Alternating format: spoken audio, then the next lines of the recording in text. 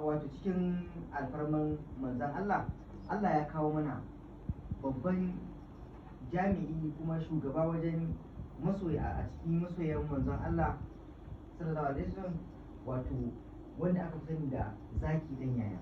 Yau shine a wannan gida namu wato wancan sai kuka da shi tare da mai gabatarwa Safwan Muhammad Fiu, muke muku barka da wannan lokaci. Barka da barka da zuwa. Alhamdulillah, alhamdulillah, mun gode wa Allah. kasance.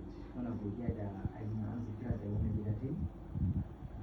So amma za mu so a ce ita daga bakinka mabiya masu kallon mu su ji wasu 'yan bayanai na naka daga bakinka, su san cewa lallai wannan zaki ɗin yaya ne yake gaban su a zuwa.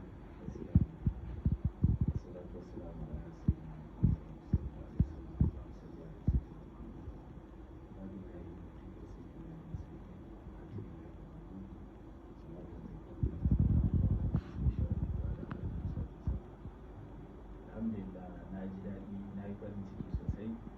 Ni ma da aka bani wannan dama aka gayyace ni, na san soyayya ce kawai ta sa ba da kawai suna na zaki da ya aka yana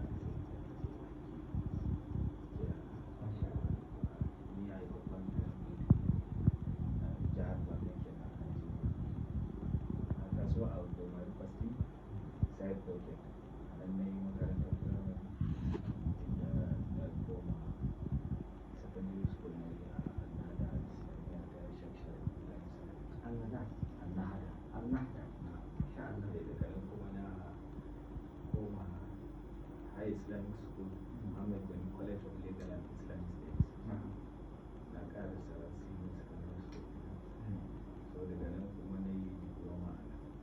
To alhamdulillah, wannan shi ne takaitaccen tarihi na ɓangaren karatu. Masha Allah.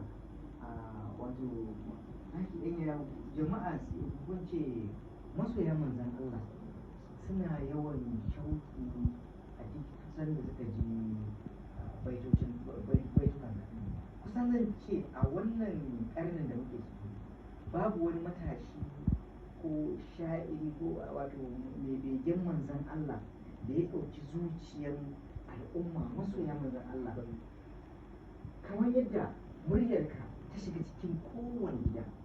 Menene sirrin wannan abu? Akwai masu bege wanda suka fi Ƙwarai akwai suka shiga masu bege amma a dai wannan ana lokacin cikin kan lokacin. alhamdulillah. Kawai Allah ne kuma lokacin abu ne ya yi shi. Amma dama dai Bahaushe ya ce in ka ji wani ba banza ba. Amma za mu so mu san shi daga wani lokaci ne ka fara su shi wannan Yawa shi yasa da ce in ka ji wani ba banza ba. haka yi. Babu yadda zai yi kawai kai yana wuya duk da dai Allah da abin da ya so zai yi. Ba abin da Allah ya yi. Amma kawai ka zo a lokaci ɗaya yana wuya sosai. An daɗe ana kowa mai. Yanzu in aka lissafa na ma kusa yin bikin abu anniversary muke cewa Haka yake. yawa shekara 20. Shekara 20. Da fara rubutun kasida Masha Allah ta'ala.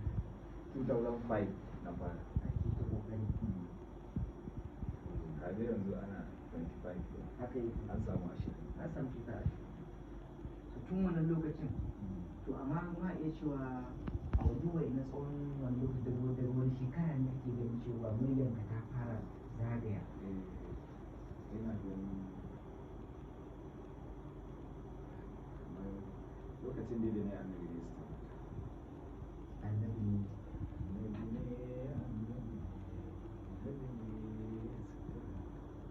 ba dan kai ba ya annabi na babu abin da za mu yi. To Masha anan aka fara sani Masha Allah. muryata. Kuma ina ganin yanzu audiyon zai kai shekara 6. Shi wannan waƙar annabi ne annabi ne. Da yawa inda ba yanzu da ne ba za su san ni ne ba a wannan lokacin. Haka yake haka yake. Ni ma na ga na san waƙa amma ba ita nake tunani a muryata ta ba. sai muka yi bidiyon ta daga baya da Aisha. Aisha wayan mai wanda suke haka. Domin yi bidiyon ta. Allah ya ji kan bono shi ya yi aikin bidiyon. To a nan aka fara